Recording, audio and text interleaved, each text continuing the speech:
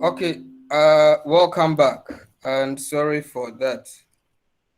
I I am recording the lecture so that I can put it on your YouTube channel for everybody to visit it if you want. And I forgot to do that earlier, so it's now that I've set the recording on, which means I have to re-say what I have said already. The topic for today, the broader topic is still inventory management. And we are going to treat a specific section of inventory management, which is order quantity or order size. But before we talk about order quantity, order size, we need to remind ourselves of the lectures we held the last time. All the things we said during that lecture are the things that we need to understand this section called order quantity. So we have to do a very quick review of relevant previous knowledge, which can help us to understand this one smoothly. And that is an open discussion. So what do you remember? What do you remember? If you want to talk, you can just put your microphone on and then you mention your name and you talk, please. What do you remember? We are trying to review what we did last time, which is the basis for us understanding what we are coming to do today. So everybody should talk about what he or she remembers. And then we move on. We are doing this lecture for only 2 hours. If you delay, you are going to cost all of us. Your questions are already set. So if you don't respond quickly for us to move quickly, you are at the disadvantage. I have submitted questions already.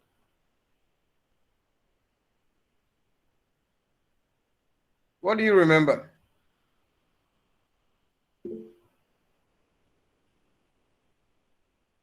Derek Bewa. Yes, sir. So Yeah, Derek. we spoke about the inventory control systems. We talked about inventory and the types of inventory and how to keep inventory at an optimal level. So we actually spoke about inventory being the stored items or raw materials or finished goods, work in progress or MROs that are stored, which are actually used to maintain service levels and also prevent disruptions in the production system when there is production or manufacturing of goods or services. We keep inventory so that there wouldn't be any kind of disruptions in the production operations. That's good. Derek, that's okay. And you also we not Derek, keep. Derek, Yes, sir. Derek is okay. Okay, okay, You've done fantastic. You were okay, not the only person in class the other time. So the okay. rest should be given the opportunity to talk. Derek has told us beautiful things about what we learned the last time. What do you also remember?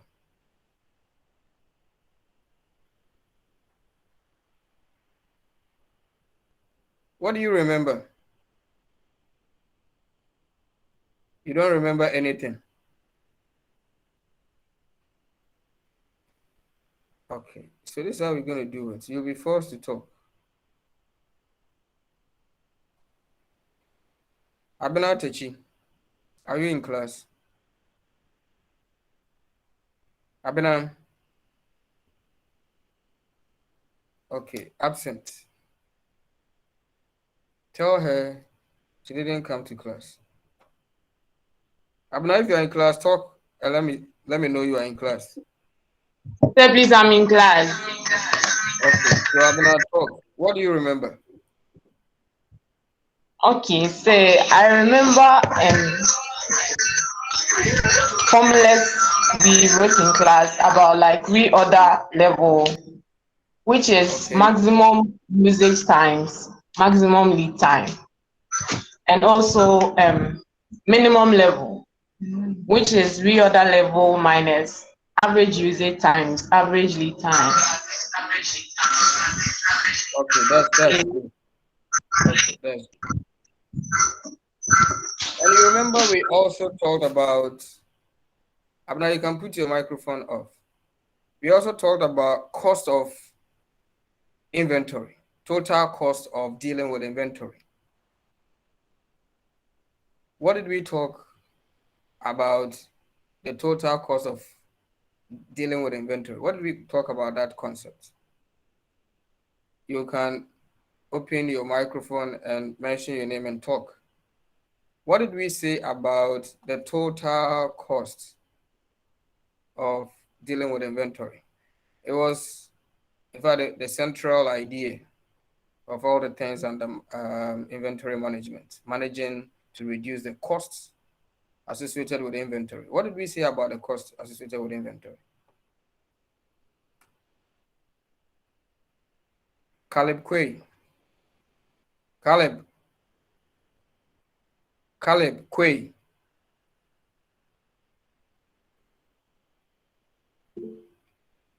Caleb, if you are in class, respond for me to know you are in class. Otherwise, I'm marking you absent.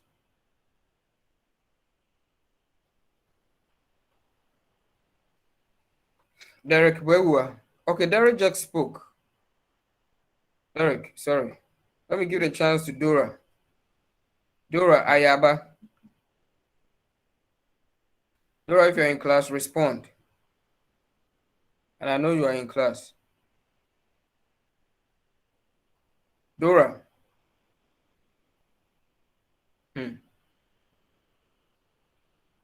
Dorcas Asian.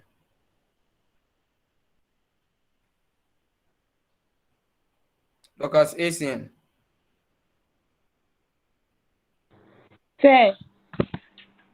Yeah, Dorcas. Sir. What did we say? What do you remember we said about the total cost of, or the total cost associated with inventory?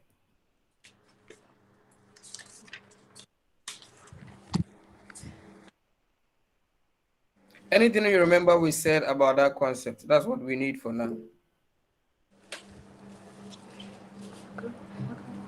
So we said the total cost is the ordering cost and the times the holding cost. Plus, good. Yes. It's holding cost plus Holding cost. Cost. That is what gives us the total annual cost associated with inventory. Okay. And you remember how we converted the description that total cost associated with inventory is holding cost plus annual cost. You remember how we reduced that thing into some mathematical expression? And you have to remember. So Emmanuel Kuma. Iman, can you, let me see if I can make you share your screen and then you write. Do you have a screen, Emmanuel Kuma?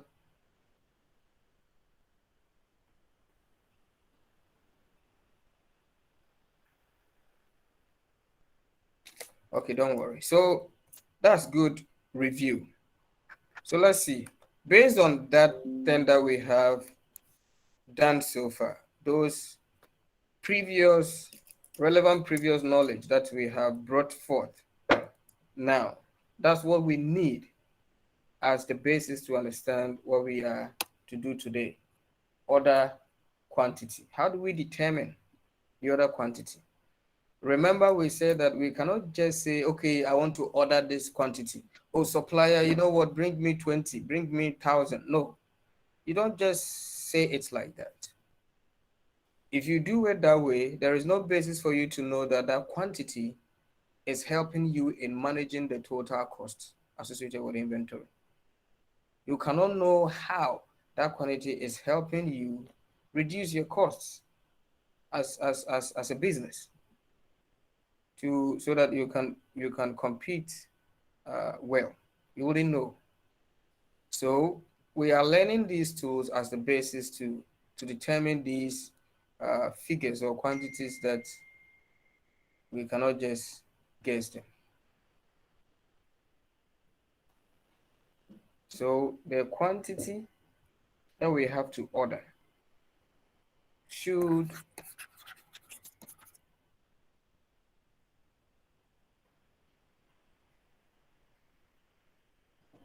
be the quantity which minimizes costs, inventory costs, which minimizes inventory costs to the barest minimum.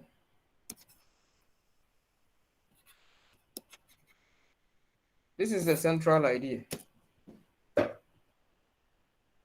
We already know our levels. We have set control for the levels: minimum level, maximum level, reorder level. Reorder level is telling you that when it gets to that level, call your suppliers to bring stock. When you call your supplier, what quantity should he bring of the stock, of the inventory? That one cannot be just a guesswork, because you didn't guess your control level, your levels controls. You didn't guess them. So why do you have to guess the quantity? That also needs to be done by a formula. That is a scientific determination. We will try to derive that formula. Here, we'll try to do that. So if we bring the total cost associated with the inventory here, let's call it total annual cost. Because I told you the other time that we do the estimation. Normally business lives are measured in years. So we'll kind of do the computation for the year, the total cost, for the year holding cost, for the year ordering cost. So it's kind of yearly calculations. Total annual cost is equal to total. Okay, let me drop the word total so that we don't confuse it. So it's equal to holding cost plus ordering cost. And this is the case where we don't have discounts, no quantity discounts. I told you the other time. And we said this can be written in a mathematical form, which holds the same language. It has not changed anything. Holding cost is Q over 2, which is the average inventory. This is the inventory that is theoretically being held at any point in time. Half of the order quantity. Okay, that's the idea. If you multiply this average inventory, which is the same as the inventory being held at the time, times cost of holding 1 unit of the inventory, then you will get, let me do this. I'm doing this to kind of make you understand. Then you will get annual holding cost in total. It will not be wrong for you to call it total holding cost. That's correct.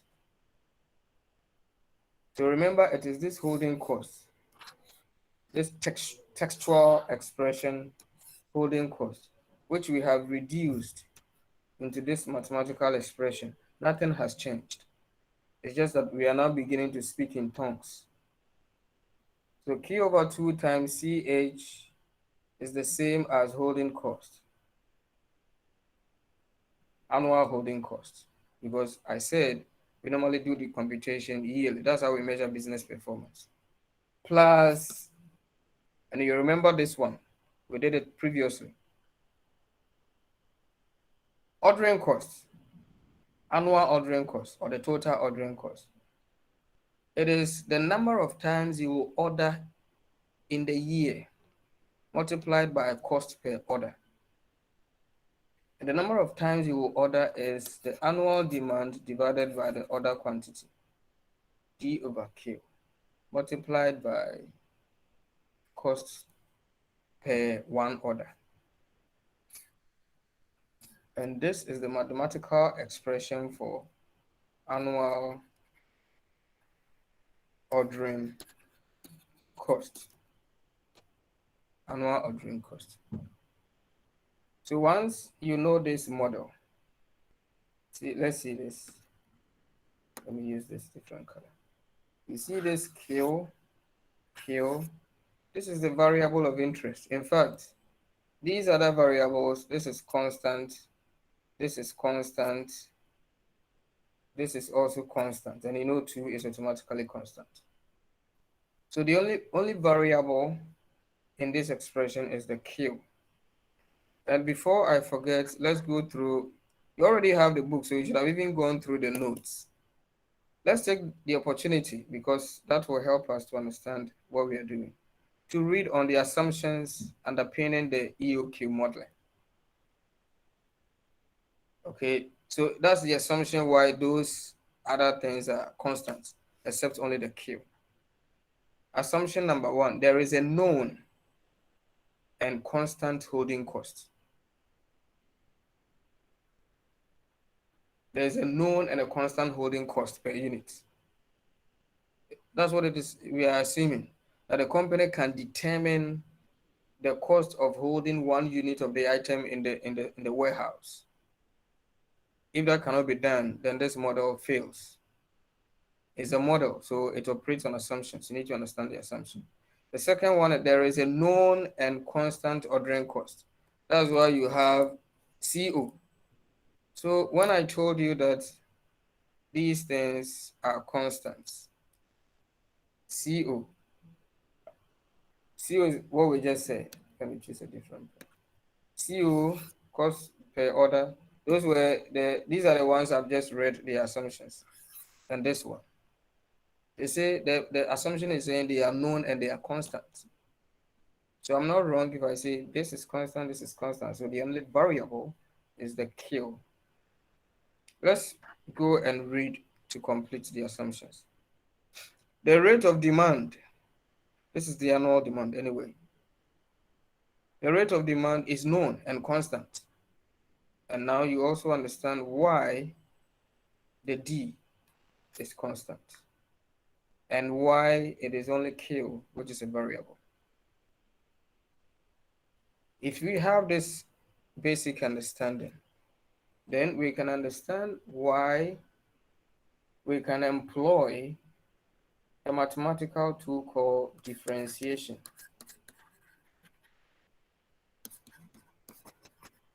Please, I am not trying to teach you mathematics anyway, but this will help you to understand how you use all the formulas to do what management accounting requires of you. So we are going to try to prove some formulas. You will find them in all the textbooks. The one I've given you, any book at all you will pick. You will find these formulas we are about to prove in the textbooks. But maybe the textbooks may not come with the reason behind those formulas. That's what we're trying to do here. It's just applying some simple mathematics. And everybody here should understand differentiation because you did it in level 200 quantitative methods. Is that right? Hello, is that right? I need your response, please. Yes, Is it sir. correct? Yes, you did. sir. Yes, sir. Yes, Yeah, sir. yes, Yes, sir. Yes, sir. So now begin to load from your hard disk into your memory of quantitative methods knowledge. All right. Try to bring them into mind because you're going to need them. We are just talking about differentiation. So try to remember the techniques of doing differentiation. That's just what we are going to do to prove all the formulas that you will need. And once you understand how the formulas were proved, were actually derived, you will always not forget them. Because even if you forget and you actually followed how we did the derivation, you can recreate the formulas. That's very good and that's very great. That's the way you have to learn. Okay, so we have this equation. Total annual cost is equal to Q over 2 times CH plus D over Q times CO. And we know what the symbols represent. And the only variable is Q. So we can differentiate TQ. We can differentiate TAC with respect to Q. And in the terminologies of differentiation, they say the TAC over dQ is equal to, then you employ all the things you learned about the what do we call it? Calculus differentiation. That's all we're going to do. And the reason why we need to do it this way, who can help us to understand it? Why we have to do differentiation of this total cost curve? Why? I said something about it last week. So I want to know which people are the most attentive students in class. Why do we have to differentiate the total cost curve? We are on the journey towards finding order quantity, which will minimize cost. And we are starting by saying we have to differentiate the total cost. That's part of the process to get to a quantity which minimizes total cost. And I'm asking why do we have to differentiate? If you understand the question, you can explain.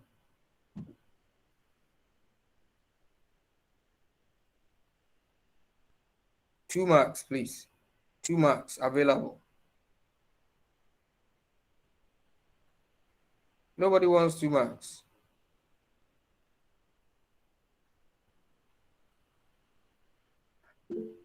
This one, I'll force and give the 2 marks to someone because the 2 marks shouldn't go waste. Ezekiel Opoku, I want to give you 2 marks, okay? Ezekiel. Opoku Ezekiel, are you 2 absent? Opoku. Okay, let me give it to MFA. MFA, Opoku doesn't want the 2 marks. I'm giving it to you. MFA Daki. MFA absent or present?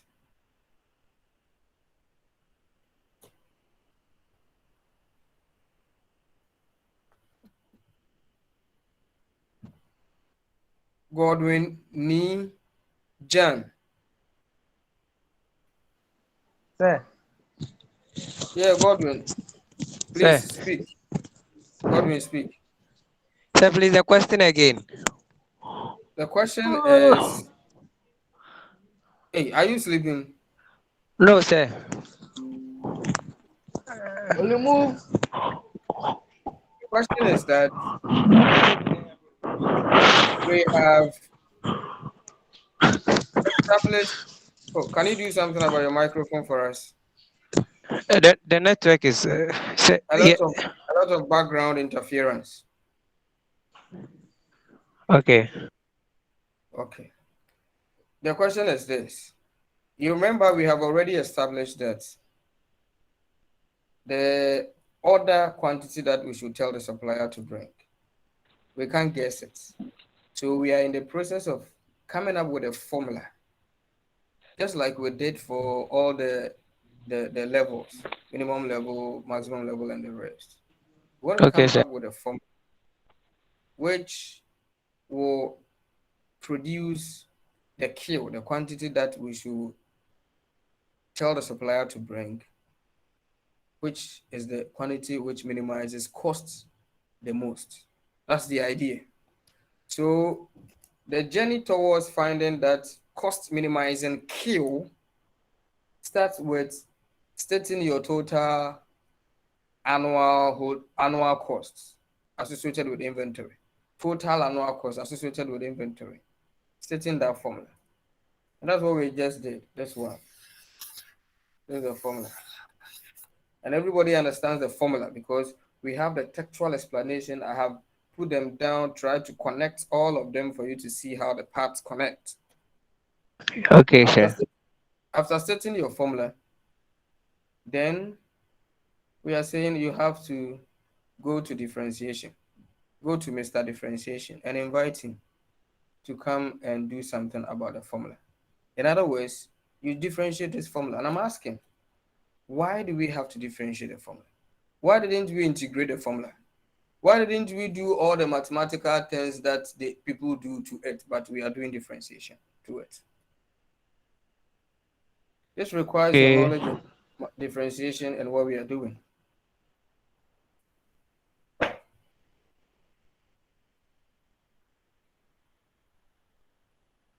So from what I'm seeing, I can say that we differentiated in order to eliminate the Q. Like, yeah. Okay, thank you for your attempt. I want to know if this person is in class. Amelia. Is there someone called Amelia? Okay, sir. Amelia. Oh, I'm not going to ask you a question. So please, if you are in class, own up. Is Amelia in class? No problem. You remember in class when we quoted this formula and we understood that this is the formula for total cost. I asked you about how economists derive the curve or the shape. I just asked you about the shape of the total cost curve, actually. That's what I asked you. The shape of the total cost curve. And I actually said we kind of derived this from economics because economics do a lot of curves. And I even went to the step of calling two ladies. That's why I'm calling the other lady because I remember only one name. I think it is Emilia or something. They came to draw the shape of the total cost curve on the board. You remember? Yes, you do. This is how the shape looks like. So let me clean this in the meantime. We'll come back to it. The shape of the total cost curve looks like this.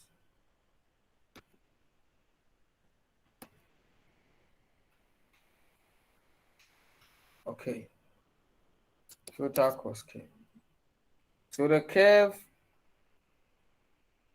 shows total cost, which is reducing, reducing, reducing, reducing, reducing, and it reduces to one point above which it begins to rise.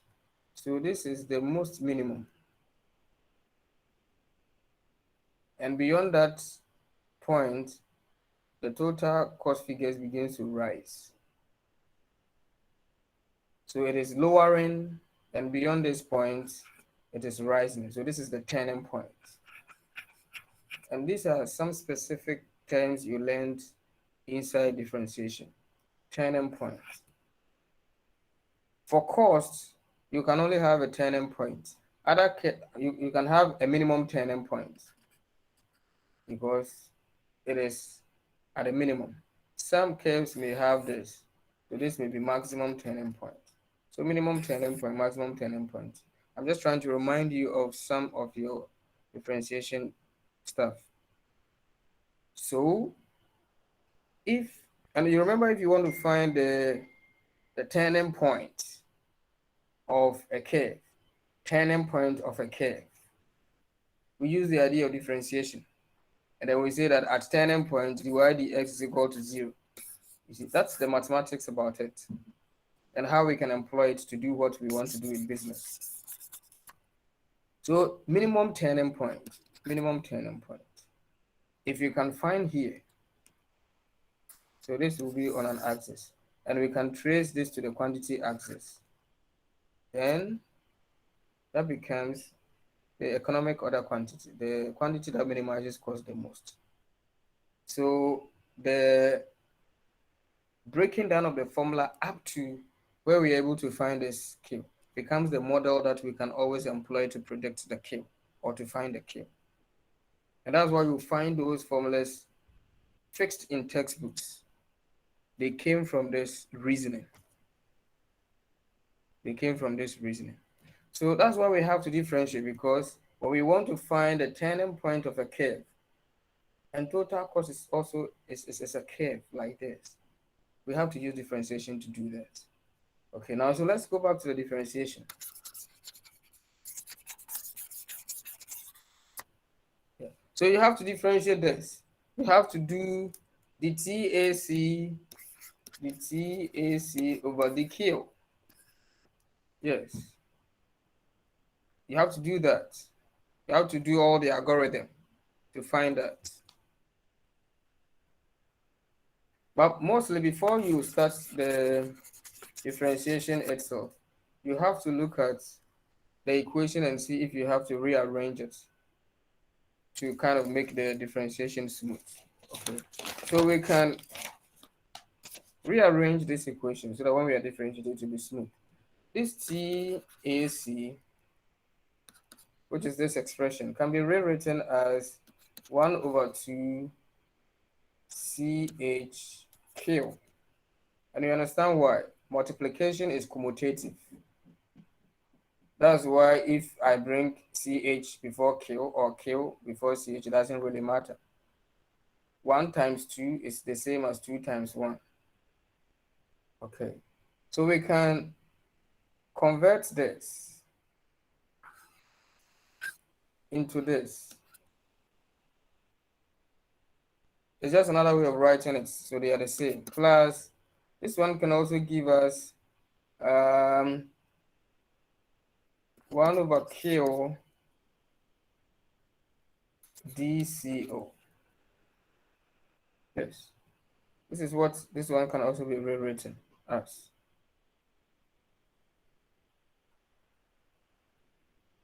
And we can further, because of what a Q is, we can further rearrange. I mean, specifically this last one. We need to rearrange this last one. So TAC is equal to 1 over 2 CHQ plus DCOQ negative 1.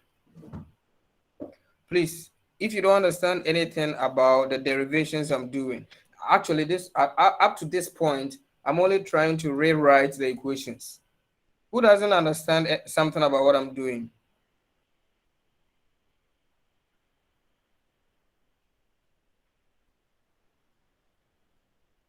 Okay. Silence means everybody is okay about what I'm doing. So now we start the differentiation. So the TAC over the Q, yeah, over the Q is equal to, remember in differentiation, you look at the power of the variable. In this case, this will be 1, but if it is 1, we mostly do not write it.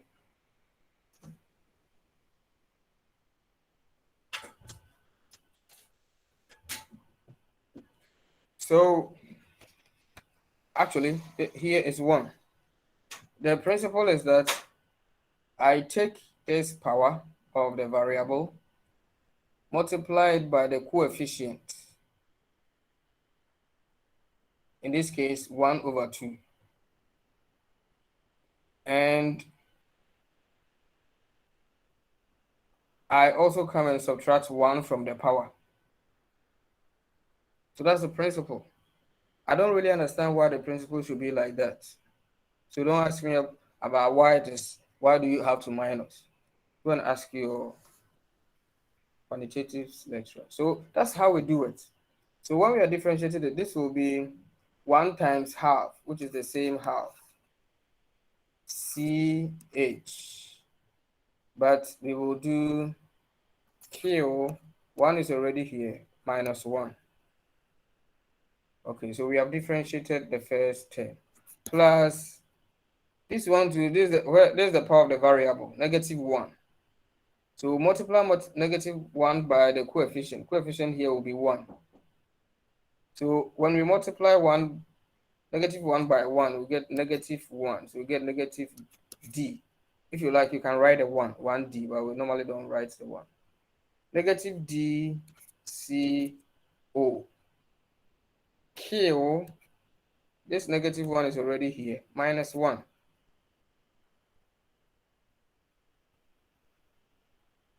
All right, so you finish with the differentiation. But you need to kind of simplify certain things. These things needs to be simplified. So dTAC divided by dQ is equal to 1 over 2 CH.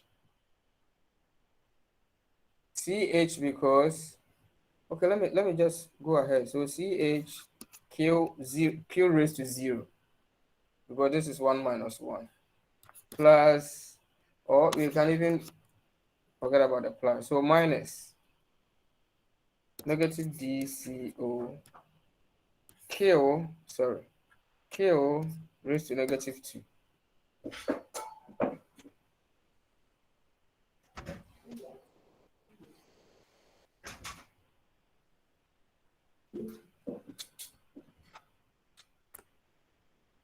Okay. And this will take us to dTAC over dKO is equal to 1 over 2 CH, because anything raised to 0, anything raised to the power 0 is 1. That's what mathematicians tell us. I don't know how come it is so, but that's what it is. Anything raised to 0 is 1. So Q becomes 1, and 1 times any of them is the same thing. Minus, no, if I bring the minus, I don't bring the negative again. It is this negative which has cancelled the plus. So minus d c o q raised to negative 2. So we now, after this is the final stage of the differentiation. So we now begin to find the turning point. So we employ the turning point algorithms. So in differentiation, they say that at turning point, the TAC over the Q is equal to 0. At turning point, you equate the differential to 0. So we'll have something like 1 over 2 CH minus 1 over 2 CH minus DCOQ is equal to 0.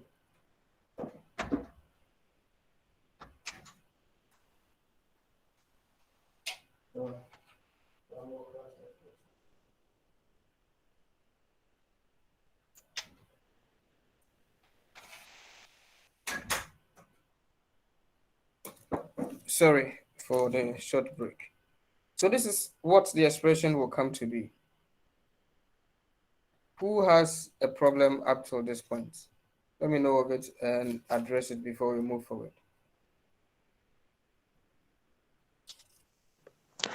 Hello, sir, please, the negative 2 as the exponent didn't come. The negative 2 as the exponent of Q. Didn't come. Okay, let me try to go by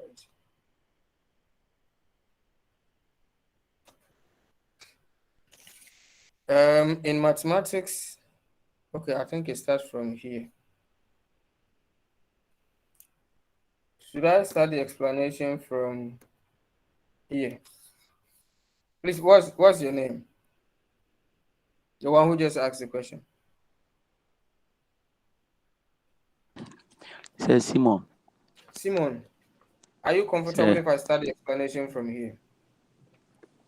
Sir, no, I was talking about the last part, the differentiation equal to 0. You didn't bring the exponent 2 attached to the K. The negative 2. Oh, okay. Sorry, I thought you said you were not okay with how I derived it. I didn't see that. I had not brought it. Thank you very much. Okay, sir, you're welcome. So Let me use the same pen. So raised to negative 2. Let me actually rewrite it. At turning point, the TAC over the KO should be equated to 0, which will give us 1 over 2 CH minus DCO Q raised to negative 2 is equal to 0. Okay. And we have our eye on Mr. Q. This is the guy that we want the final model to be expressed in terms of, because that's what we are finding. Which quantity should we tell the supplier to bring? Because that quantity is the cost minimizing quantity. That's the job we are doing now. So we are simply to make Q the subject. That's all I'm speaking. But if you look at the way the expression is, our basic mathematics principles tells us that we can go ahead first by removing this fraction. So we can multiply through by 2, seeking to remove these 2. Okay, so that will mean 1, let me just be elementary, 1 over 2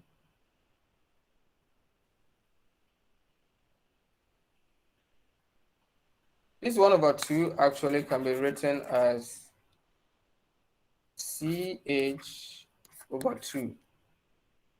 Don't forget about that. This is CH. This 1 over 2 CH is the same as CH over 2.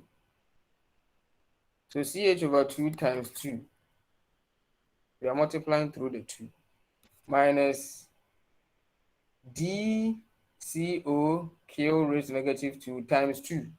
Because when you are removing the 2, you multiply through the 2. So we'll have 2DCO KO raised to negative 2 is equal to 0. We want to make Q the subject, and Q is found in this whole term. So we can make this whole term the subject in the meantime. That will give us C subscript H is equal to 2DCO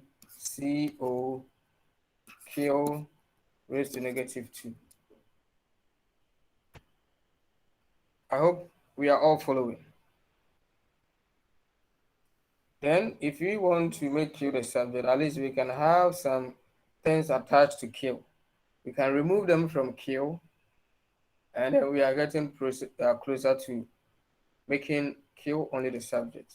So we can divide here by 2DCO,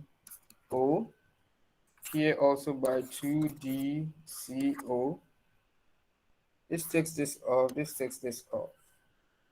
And then we are left with Q raised to negative 2 is equal to C subscript H divided by 2DCO. Who has a problem up till this point? I mean, up to this point of the explanation. If you have a problem, let me know. Let me address it before we make progress.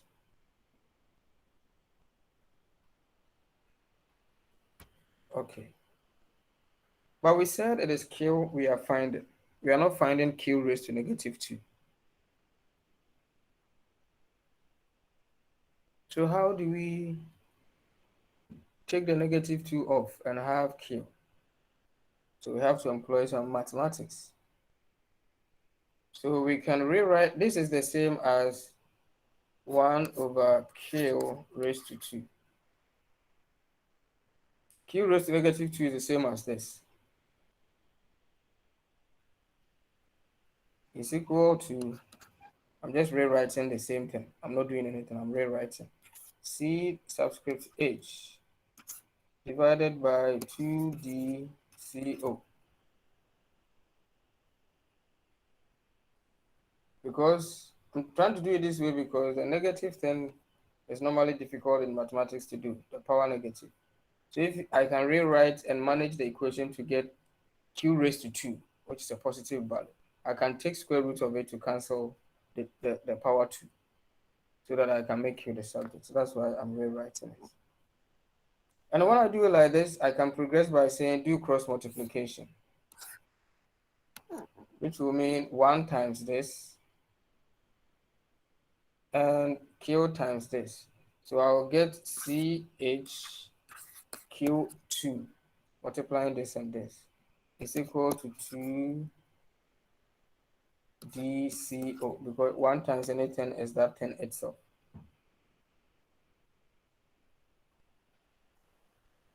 So I can do Q squared is equal to 2DCO divided by CH. Who doesn't understand this? I'm just trying to remove the CH attached to Q squared because it is Q that we want to make subject. And we can do that by dividing through. When I divide through here, it cancels the CH. And divide through here, it gives us 2DCO over CH. Okay. So now Q, finding Q alone will mean we have to take square root to this. So we'll have square root of Q squared. This will cancel this. It's equal to, we do the same thing at the other side. Square root of 2DCO over CH. Then we finally will come to get Q is equal to square root of 2DCO over CH. Who doesn't understand the derivations we have done? If you don't understand something, let me hear you. So you can find this formula in all textbooks that preach about, this concept. You find this formula. But this is the how the formula came about. And this, what I just said, is the theory behind the formula. We are trying to reduce costs of inventory. We reduce costs everywhere that we can reduce costs. When we are ordering, we have to seek to reduce the cost of ordering. When we are holding, we seek to reduce the cost of holding. When even the quantity that is coming from the supplier, we have to seek to reduce the costs of that inventory. That's the whole idea. And that's why it required us to kind of employ that mathematical tool called differentiation. And we have come up with this formula. I don't think anybody here will forget about this formula, because you know this formula not just by achieving it, you know it by understanding it. Okay. So let's pick something. It means that when you are faced with a situation where you need to determine which quantity do you have to order to be the cost minimizing quantity, that's the formula you have to employ. So in your textbook, this is how you will see it. The derivation we just did is not in the textbook, but that's the meaning. My subsequent revision, I'll try to put that derivation there. Let's take an example, very simple example, to kind of test our understanding of how this formula should be used. You can follow from my screen, or you can be reading from your textbook. It's the same text. Sikapa company purchases a new material at a cost of 16 cedis per unit. The annual demand for the raw material is 25,000 units. The holding cost per unit is 6 cedis 40 pesos, and the cost of placing an order is 32 cedis. Using this formula that we have just derived, compute the cost minimizing order quantity. In other words, what is the cost minimizing order quantity? I'm going to give you 5 minutes. 5 minutes is more, 2 minutes, 3 maximum. 3 minutes, everybody should take his pen and find something to calculate it. I'm going to call you for the answers. I'm giving you 3 minutes.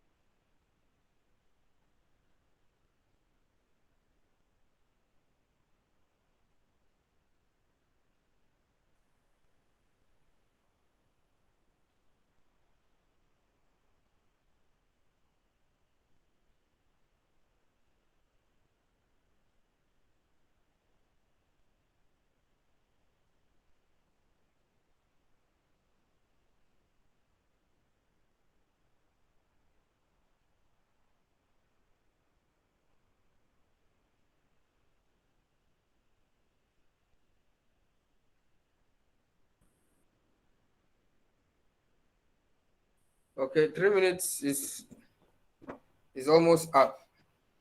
Or I think so. So what do you have?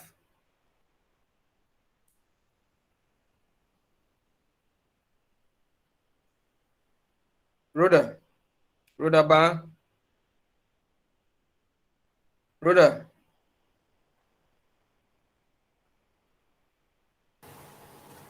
Rhoda, talk to us about your answer.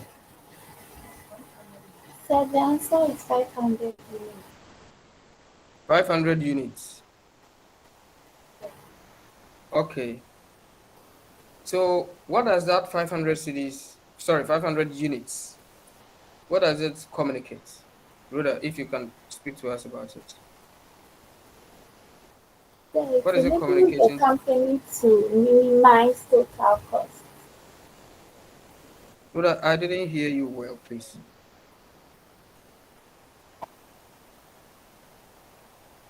Hello, Rhoda.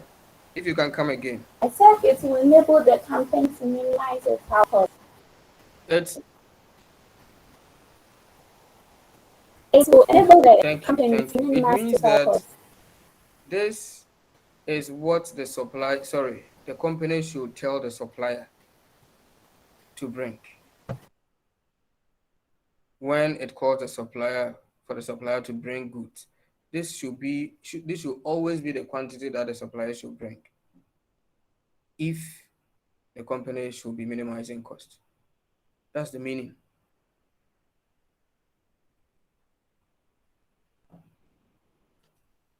Okay. I think I should have taught you this before, this formula. We can also prove the economic order quantity, not without differentiation algorithm, but possibly through more experimental trial and error kind of thing. Okay, and that will require us to be doing, we were doing it in Excel actually. I don't even know if my Excel works for now. I'll check. Okay, so we are seeking to get a order quantity, which will minimize costs. So we can choose some candidate order quantities, because we are experimenting. We don't know what a quantity will be. So we say, okay, we are guessing 100 to 1,000, because we have a good understanding that we actually do ordering around this. And we are guessing that within this range, we can find a cost minimizing order quantity. So the guessing should not be, it should be intelligent guess. That's just what I want to say. 100 to 1,000 with a common difference of 100. So you get 100, 200, 300, 400, 500, and so on and so forth. We are going to subject these candidate order quantities to the test of total annual cost. And we know that formula. We need a total annual cost inventory formula. Total holding cost plus total ordering cost. And total holding cost, there's the formula. Annual inventory. Where is it? Sorry, average inventory. Okay, I didn't actually break it down in the text like this.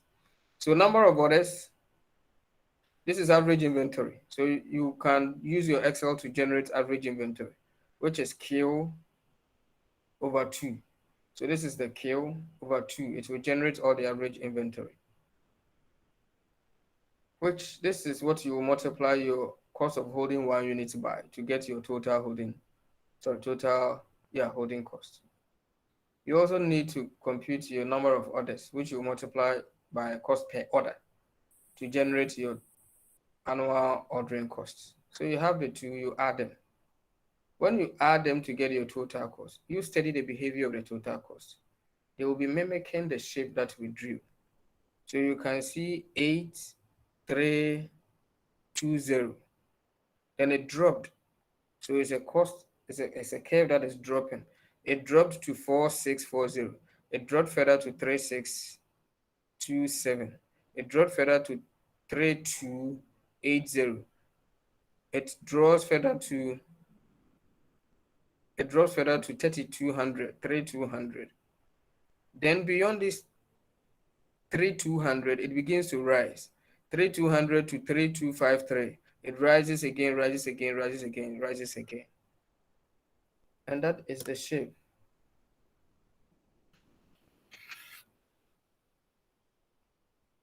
So when the costs were dropping, and the figures are in the table, you go to a certain value above which you begin to. So that's the total cost curve. That's the total cost. When you trace here, so in this tabular arrangement, when you trace this 3,200 to the quantity that produced it, that quantity becomes the economic order quantity. So you see this 500. We use the same data as we solved. So it produced the same thing. But what I actually want to teach is not how the tables can be computed. It's how you do it in Excel. So let me see if I can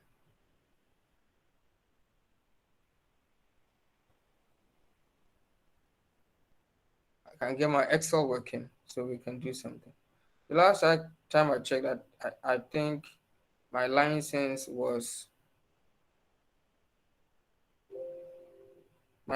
had an issue, so I was blacked out sort of. Let me check if it can work this time.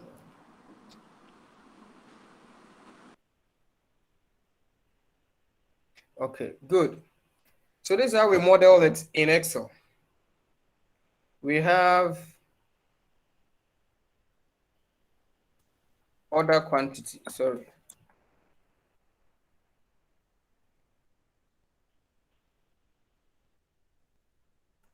Order quantity. And we said we are going to experiment with 100 to 1,000. So 100, 200. I'm just trying to remind you of your basic Excel skills. How you duplicate numbers which have some fixed pattern. So I want to create some series with a common difference of 100 up to 1,000. So I do this. And Excel is beautiful. It gives you screen tips so you can know where you are. I'm at 1,000 here. Okay, so these are the quantities, the other quantities we are going to experiment with. We need to calculate our total holding cost and our total annual cost, put them together. And we know how total holding cost is decomposed into. Same thing for ordering cost. So we can do that decomposition, which will help us to do that. We have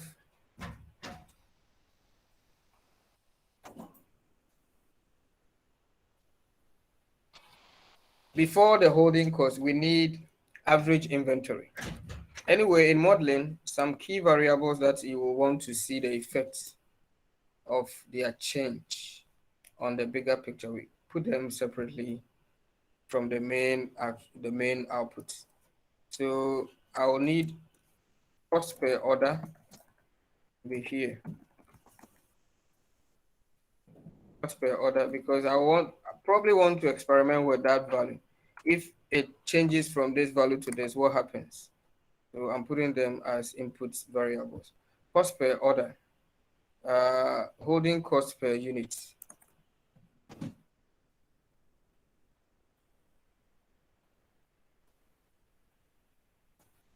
Holding cost per unit. Annual demand.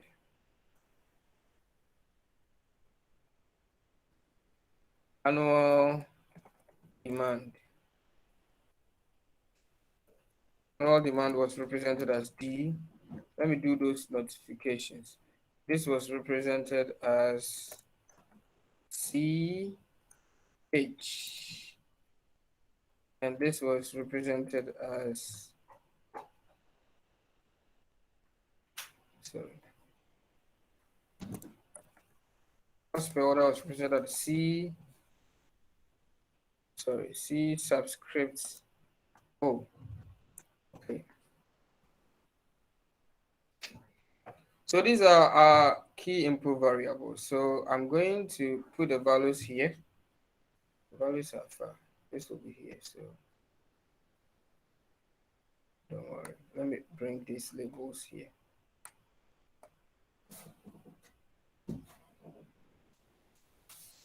In the question or in the example, cost per order was given as,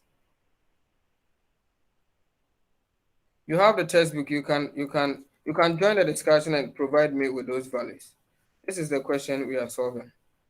The Kapa company purchased a raw material at a cost of 16 cedis per unit. The annual demand for the raw material is 25,000. So let me go to my Excel sheet and key for D, 25,000. 25000. That's the annual demand. We are going to look for the holding cost per unit. So let's proceed with the reading. The holding cost per unit is 6 cedis 40 pesos. And ordering cost is 32. So 6 cedis 50 pesos, that's the holding cost.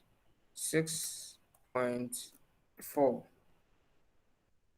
And this is 32. Okay, so we've captured all our key input variables. So now we can now calculate the main parameters of the total cost, total inventory cost formula. We are first going to do holding costs. Holding cost requires us to get average inventory and holding cost per unit. Unfortunately, we already have holding cost per unit. So let's do the computation of average inventory. Average inventory is, let me write, average inventory, which is determined, let me put a formula here to help us, as Q over 2 times cost of holding 1 unit. Okay, so let's write this like this, it doesn't matter. This is sorry.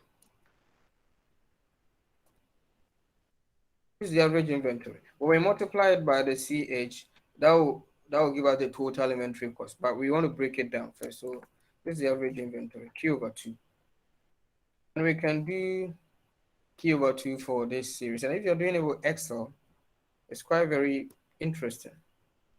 And in Excel, if you want to do a formula, because Q over 2 is actually a formula, we already have Q in these cells. Cells B, B6, B6, C6, D6, up to wherever. We have these quantities. And we already have the 2 as a constant, so we can do the calculation here. In Excel, you do a formula by doing equal to first. So equal to, this is the quantity. So I click on that cell that has that quantity, the value for that quantity, yeah. So divided by 2, I just press 2. It calculates the average inventory. And you can take advantage of what is in Excel called autofill or autofiller. So I hold the autofill handle and drag, and it will understand that it has to do that calculation for all of the other quantities. So average inventory when the other quantity is 100 is 50 because it's 100 over 2. When it is 200, it is 100. So you can understand that the calculations are correct. Then you can straightforward do your annual holding cost or total holding cost by multiplying your average inventory by cost of holding 1 unit of the inventory. You can do it straightforward. This is not exactly the same as what you are seeing in the textbook, but the results will be the same. So I'm going to do annual holding costs. You can write it total holding costs. It doesn't matter as long as it is explaining better. Annual holding costs is equal to average inventory, which is this, multiplied by cost of holding 1 unit. And see what I'm going to do differently from what I did previously. When I click on the cell that has the holding cost per unit, I am going to convert, see that cell is cell B2. You can see the cell address right there. I'll have to make this cell reference an absolute cell reference. I don't really need to talk much because you did these things in level 200 and even in level 100 spreadsheet stuff. So I have to convert this cell reference from relative cell reference to absolute. And to do that, you place $sign before the column letter and $sign before the row number. If you are using a traditional English keyboard, you can achieve that thing very quickly by just pressing on the F4 key. So when I press on my F4 key, it inserts the $signs for me automatically. New machines that I see, the F4 function, it doesn't work straightforward as I've done right now. You might have to press some other key, some combination of keys anyway.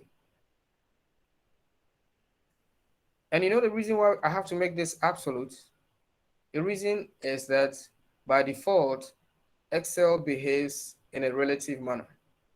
The default behavior of the spreadsheet is to use the relative cell reference kind of thing, which means that when I do a formula for one cell, in one cell, all the cells that I use for building that formula, when I drag the formula one cell, the formula needs to understand to also move one cell forward or downward depending on how you are dragging.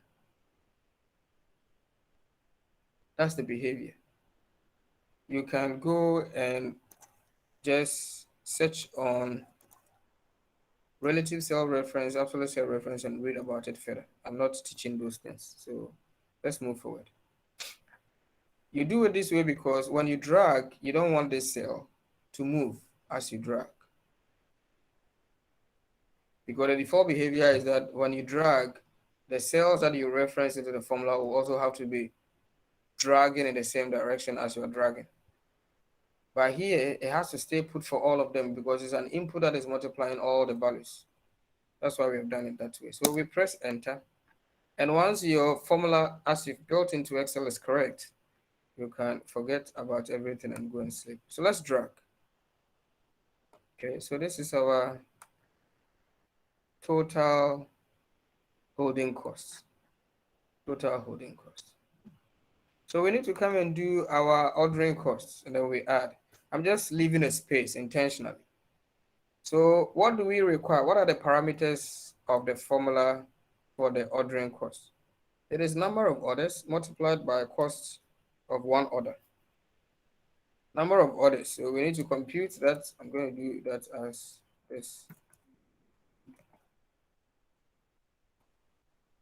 This number of orders, I mean, in mathematical symbols, we write it as D over Q, right? And we can calculate it simply as equal to, where is our D? Our D is here, 25,000. Okay, and I'm going to employ this D is standing in one cell. How do I employ this D on all the other quantities, 100 to 1,000?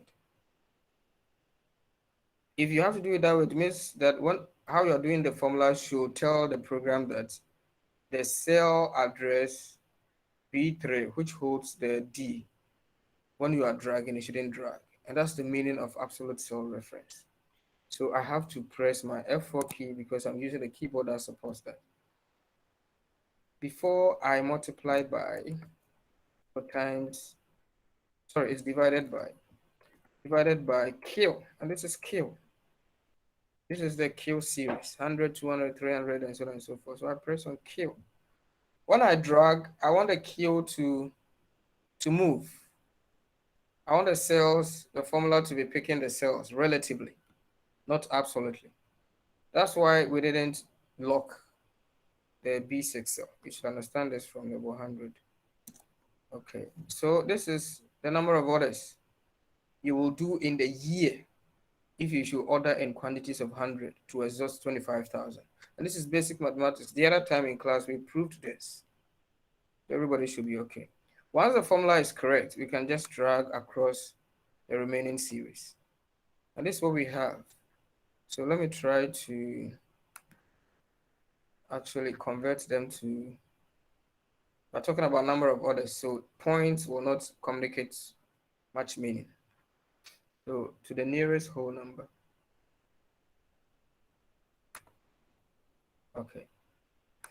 So this is the number of orders you will have to do if you choose any of the respective order sizes. If you choose 400, if you choose to order in quantities of 400, you will do approximately 63 orders within the year to exhaust the 25,000 annual demand of the inventory. If you order in sizes of 1,000, you will do 25 orders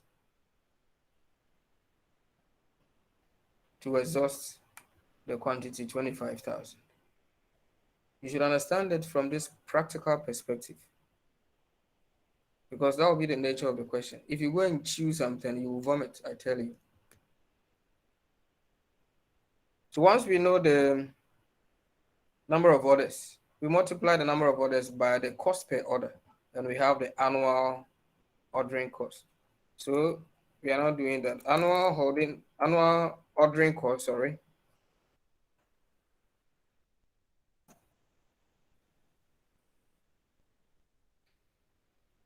is equal to number of orders multiplied by cost per order. And cost per order is sitting in this single cell.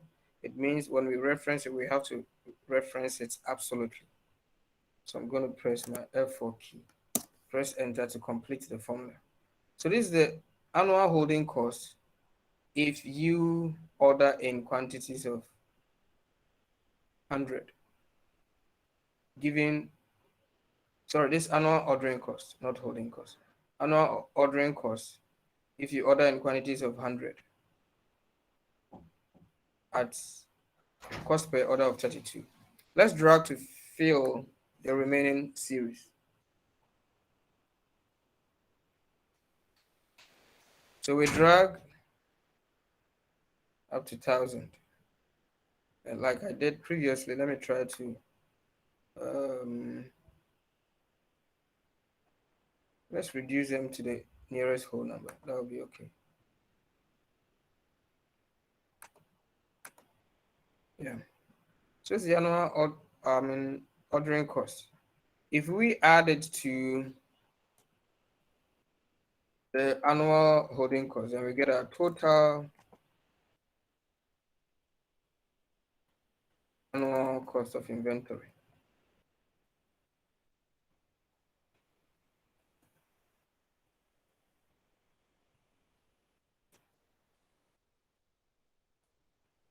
Right, so we're just doing a simple addition. It's equal to annual holding cost here plus annual ordering cost here. And they are all relative cell reference because when we drag, they should all be dragging correspondingly. Okay. This is it. So this is your total cost. So key series that you should note. This one.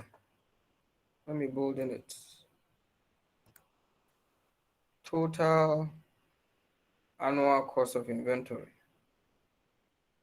You should also note the total annual ordering cost, or simply annual ordering cost. Then annual holding cost. Now let's do the gauging. Across all of these quantities, 100, 200, up to 1,000. Link these quantities to their total cost. Which of them is associated with the minimum total cost? That quantity becomes the economic order quantity. So when the other quantity is 100, total costs of inventory is 8,320. When it came to 200, it is 4,640. 300. So it's dropping as we are moving until we reach 30 to reach 500, which produce total cost of 3,200. Above this quantity, you can gauge it from the cost of the quantity. Above this 500, cost begins to increase again. So this becomes the quantity which is associated with the list of total costs.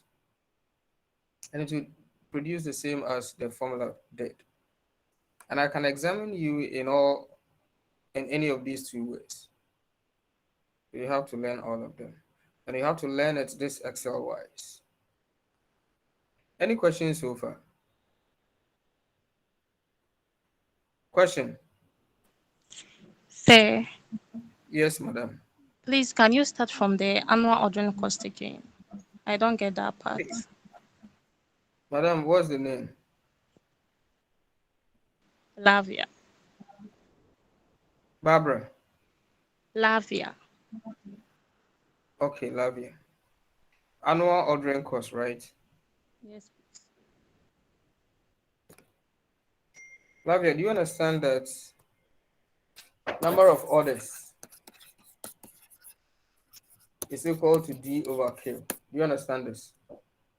Yes, please. Are you okay? Are you sure you're okay with this formula? Yes, please. Okay, then you should be okay with this formula. That's annual ordering cost should be equal to number of orders times cost per order. Are you okay with this formula or this explanation? Okay. Yeah. I Okay, wasn't getting the formula well. you didn't get a formula well. Yes. So are you better now?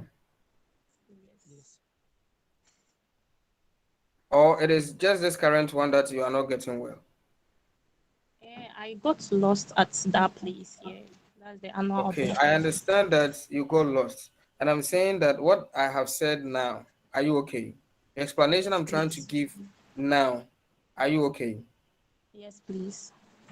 Okay, so you are okay that annual ordering cost is the number of orders multiplied by cost per order.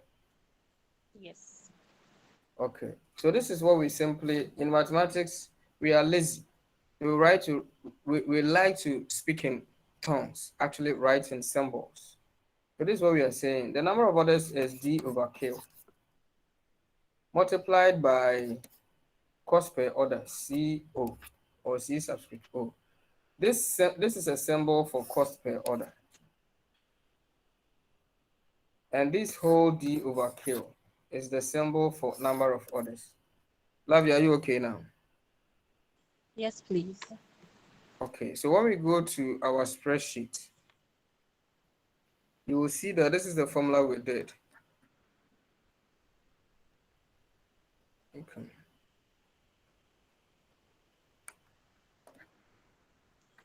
If I click in the formula bar, you can see. Let me try to see if I can zoom.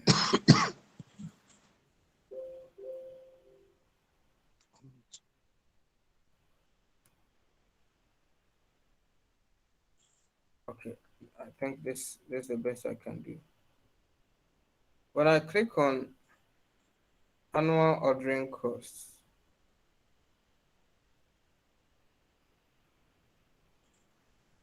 so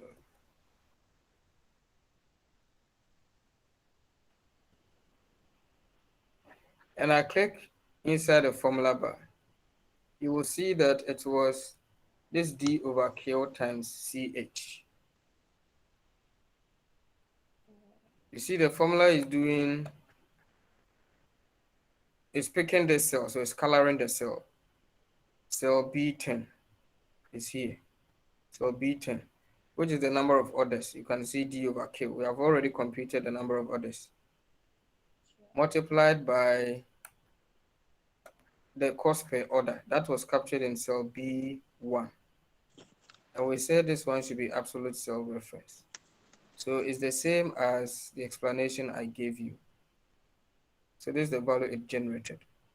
And then we added this annual ordering cost to the annual holding cost.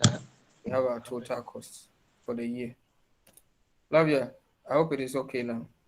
Yes, please. Okay. So when you study it, you will see that it's actually like what we have been talking. The shape of the total cost is like this. And let's see it again. This is higher, dropping. So you can see that 8320 dropped to 4640, dropped again. So it's dropping. And it's dropping up to here before it began to rise again, because beyond 3200 you get 325, so 53 more, and it is increasing. So this was the 320. So we want to trace this bottom to the quantity axis, and when in this tabular arrangement we actually trace it like this. Let me go up. We are actually tracing it like this.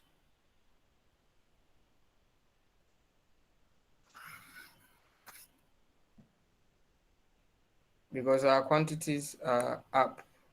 These are our quantities. Let me lock this cell. Let me freeze that cell so we can see it well.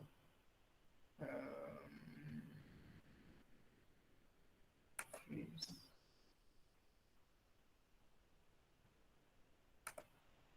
Okay.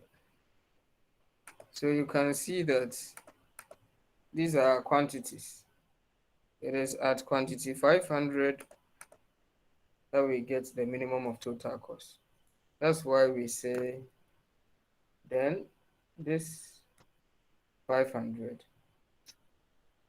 is cost minimizing order quantity. So let's call it EOQ.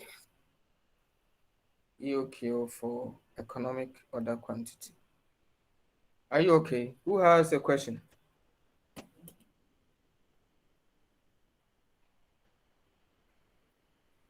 Okay, that means nobody has a question. Let's see a few things I can talk, and then we will conclude the lecture.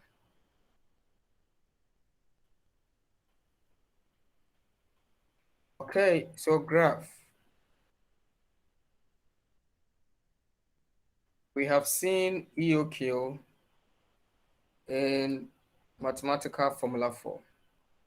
We've seen it in a tabular form. We can see EOQ in graph form as well. So at least right now, if you see this table, you understand that, oh, okay, this is about EOQ modeling.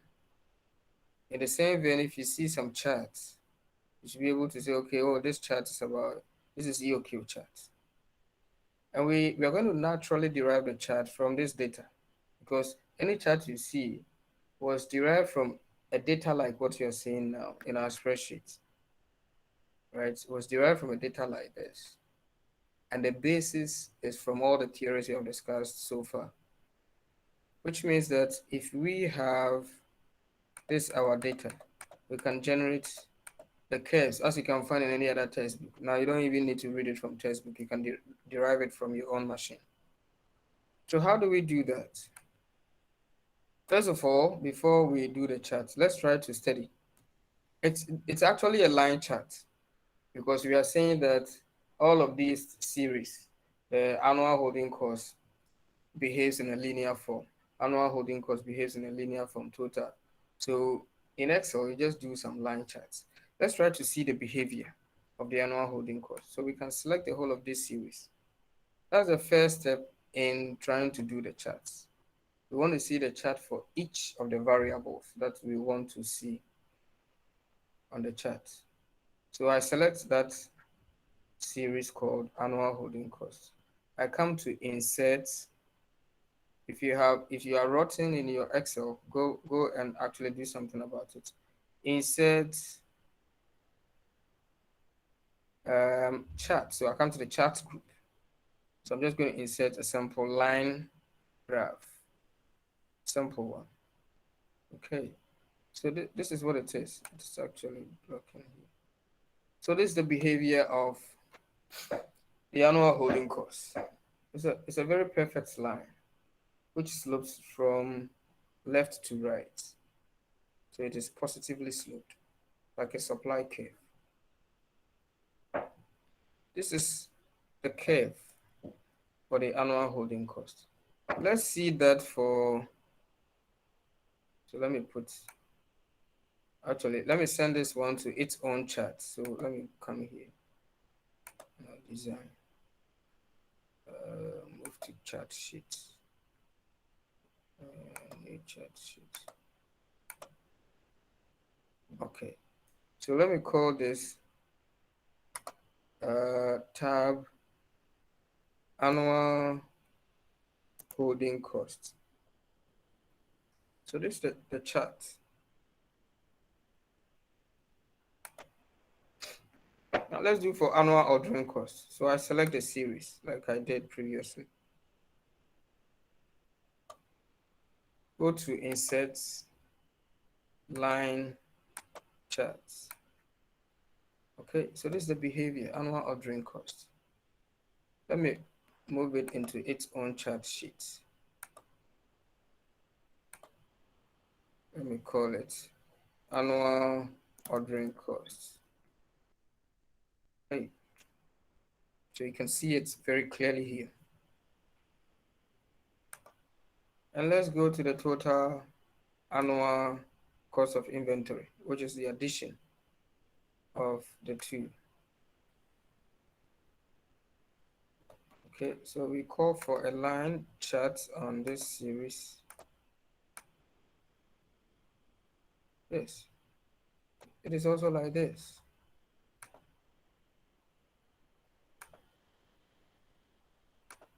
So let me call it total annual cost.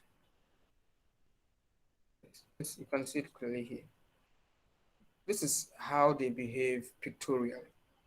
Now, let's see how all of them play together.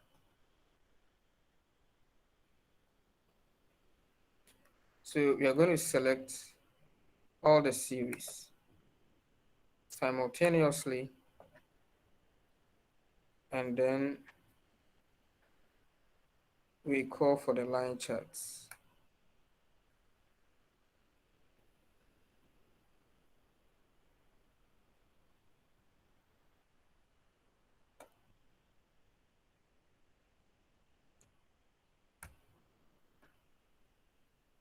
So you do control select. So I've selected these ones. Now I come to insert line. Okay, so let me make it bigger. Move it to its own chart sheet and call it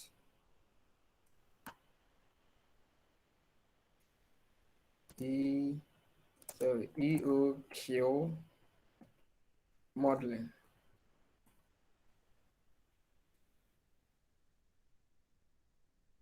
Okay. So all the separate charts we did, if you put all of them on one chart, on one graph sheet, this is how it appears. Now let's see how this speaks economic order quantity. We have already seen it in that mathematical way, some tabular way. We are seeing it in a chart. How is this chart speaking economic order quantity? This is the total cost curve, the gray line, okay? And what the two students came to draw in class wasn't wrong. For this data we have, this is how the total cost curve behaves. The orange one is the total ordering cost. Total ordering cost. You can even see the legend at the bottom of the table. Total ordering cost. And this straight line, like a supply curve, is the annual holding cost. At the minimum of the total cost curve is where we find the minimum cost. That's where we find the minimum cost. So we need, from this table, so from this chart, we need to locate the minimum turning point. It is not too sharp a curve for you to clearly identify the turning point, right? But if you find a turning point on this chart, this is the total annual cost chart. If you find a turning point and you trace the turning point to the Q axis, the quantity axis is the horizontal axis. If you trace it to S, whatever value that it traces to is the order quantity that minimizes the total cost associated with inventory. But even though we cannot accurately determine a turning point of this curve because it's not too sharp, this is the behavior, this is the data set, that's how it behaves. It's not too perfect data. What helps us to do that gauging correctly is that at a turning point, total holding costs and total ordering costs are the same. Let's go back to our data. And that's one magic about the data set you need to keep in your mind.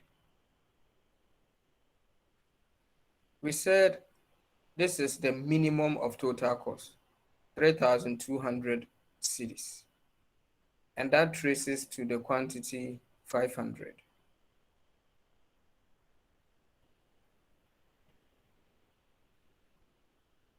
At this quantity 500, which occurs at the minimum of the total cost curve, check to also see that annual holding cost is 600, the same as annual ordering cost, 1,600, the same as annual ordering cost, 1,600.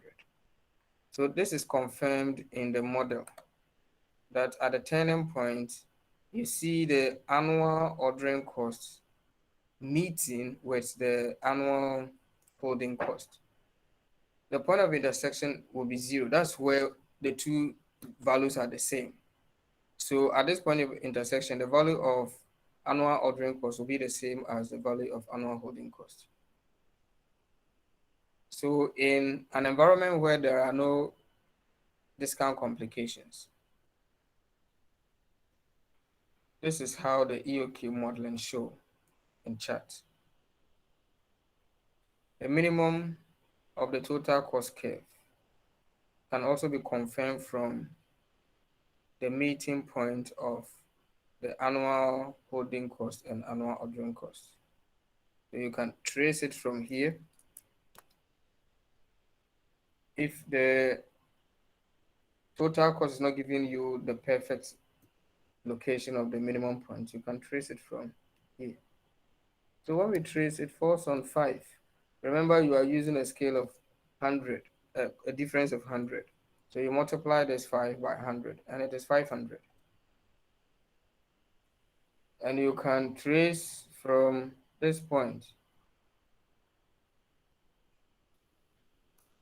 to here to kind of actually confirm where this curve turns.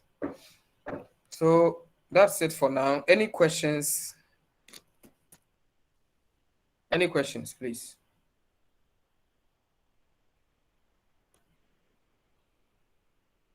Any questions?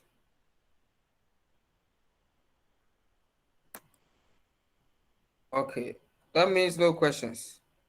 I think, okay, so even in your textbook, I tried to show you how the modeling is done. So you can follow, I think after it, I made you see all the formulas underlying the modeling.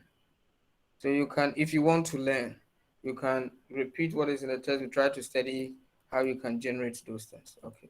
So if you don't have any questions, this is where we'll end our class. class, we will not talk about bulk purchase discounts because of the time. And that draws a discussion on inventory management.